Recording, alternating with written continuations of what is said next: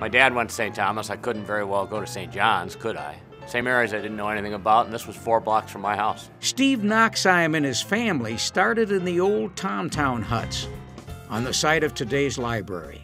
We lived in 9A. If I recall correctly, it had 2 bedrooms, 1 bathroom, and a great room, and you had to haul oil in from out behind it to run this oil heater. Gene McCarthy lived across from us, but I think it was cheap and convenient. I think that's the main reason we were there. Nachtsheim began at St. Thomas as a chemistry major, but that ended in a year. And I'd been fascinated by this computer that they had down in the basement of Aquinas Hall, all glassed in. So he took a programming course from Jim Lindsay, and that launched him and St. Thomas into the computer era. My office was down there. That's in the basement of Aquinas Hall, where he, Tom Sturm, and Joe Kohlmeyer signed on with Jim Lindsay. Jim was the kind of guy who would say, here's a job, if you have any questions, ask me. So we had some basic experience, and he let us learn as we went along.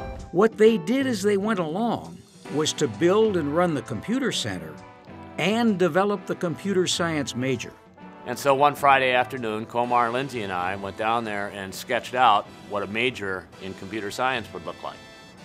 And fortunately, my mother had bought a Polaroid camera, so I ran home and got the Polaroid camera and took pictures of all the blackboards because nobody wanted to copy it down. They rejected it the first time because we'd named it computer science, and this was a liberal arts college, and therefore you really didn't want to have a computer science major.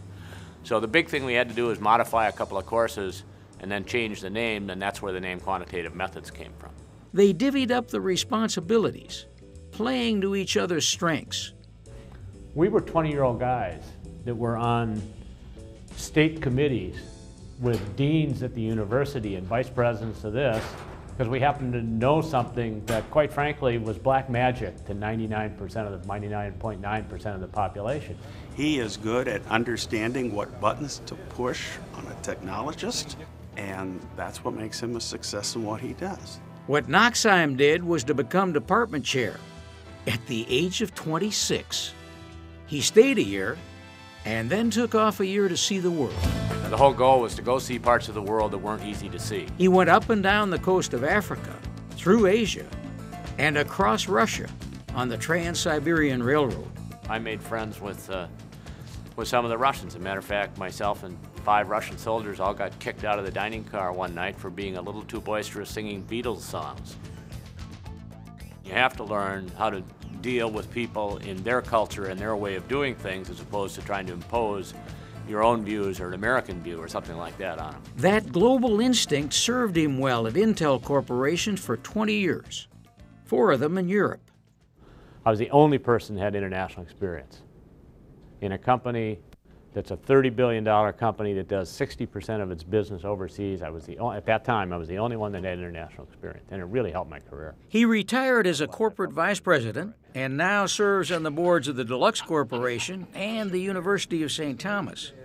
Fellow trustee Ann Winblad was a student in one of the first classes he taught. He lays the groundwork for context. He then adds on, what the deeper meaning is, and then he starts challenging you of how do you really understand it. And that makes for great education. How do you take somebody that's a computer geek, you're going to go someplace and you're going to have an IT department, and you're going to want them to do something that helps you in your work. I think the most important thing you can learn is how do I communicate with these people so I get them to do what I want. A persuasive communicator with a logical mind and a Renaissance spirit described this year's distinguished alumnus.